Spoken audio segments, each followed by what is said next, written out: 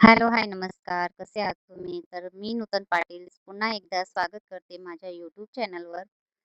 तर मला काही कोणाची कमेंट आली नाही, की बुवा मी पुढे कशावर व्हिडिओ बनवू म्हणून मी माझे टॉपिक मीच स्वतः चूज करते. त्याच्यामुळे जर तुम्हाला इंटरेस्ट असेल, तर माझ्या व्हिडिओला लाईक नक्की करत जा. म्हणजे जेणेकरून माझे व्हिडिओ त्या व्यक्तींपर्यंत पोहोचतील ज्यांना अ, म्हणजे जसं सपोर्ट भेटेल थोडा. चला तर मग सुरुवात करूया.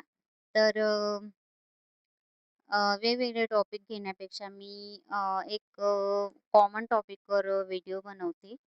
म्हणजे जसं आपल्या घरात असतं ना, एखादी व्यक्ती असते, तिचं जर सगळ्यांना जर ती व्यक्ती आवडत असते ना, तर ती कितीही चुका करून घ्या, म्हणजे कितीही चुका करून घ्या, लोकं तिला म्हणजे माफ करून देतात असं म्हणूयात आपण. तर कितीही चुका केल्या त्या व्यक्तीने तरी त्या धरल्या जात नाही गृहीत. आणि एखादी व्यक्ती जर का म्हटलं म्हणजे जर त्यांना ते आवडत नसेल आणि जर म्हणजे असं काही प्रॉब्लेम असेल, तर ती व्यक्ती कितीही चांगलं वागू द्या, कितीही काही करू द्या, ती जीव ओतून देऊ द्या त्यांच्यासाठी, लोकांसाठी. तरी पण ते असं म्हणतात, की "काही नाही, काय फक्त काम करायची." म्हणजे आपल्या याची नाहीये. म्हणजे ती ती व्यक्तीला ते लोकं साईडला करून ठेवतात. म्हणजे कोणतीही इम्पोर्टंट वस्तू असते, म्हणजे कोणतेही तुम्ही कारण घेऊन घ्या, कोणताही मोठा निर्णय घेऊन घ्या, तर ती त्याच्यात सहभागी नसते.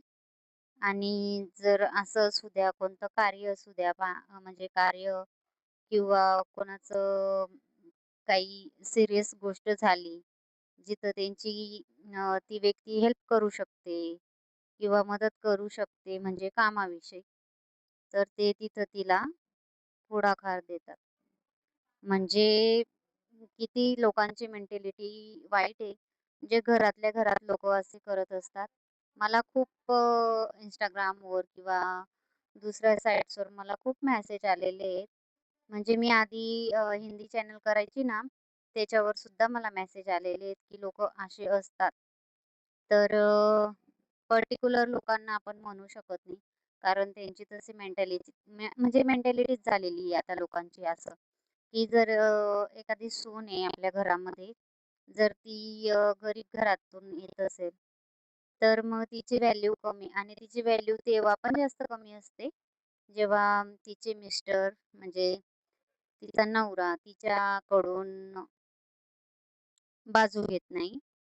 म्हणजे प्रत्येकदा ती व्यक्ती चुकीची नसते आणि तरी देखील ती म्हणजे तिला चुकीचं ठरवलं जातं आणि असे बरेचसे कारणं आहेत ज्याच्यामुळे ती खरंच म्हणजे असं तुटून जाते ती मुलगी. पण तरी पण त्या लोकांना ती पूर्णपणे म्हणजे सांभाळत असते.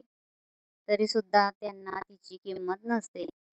मग माझा असा विचार आहे, की का म्हणून असं लोकं करत असतील?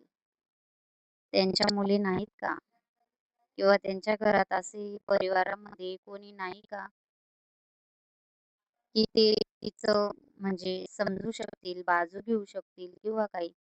असं म्हणतात ना, की बाईच बाईची असते म्हणून ते वाक्य खरंच आहे. सोडा. पण